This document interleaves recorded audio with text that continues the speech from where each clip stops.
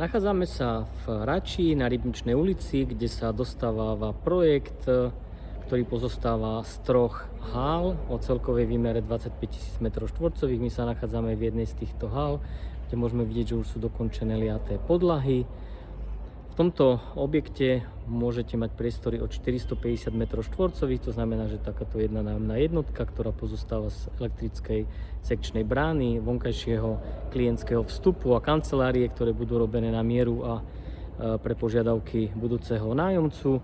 Projekt je postavený na teplných čerpadlách, to znamená, že kúrenie, chladenie, takisto aj rekuperácia bude zabezpečená prostredníctvom teplných čerpadiel. Každá jedna nájomná jednotka má takýto strešný svetlík.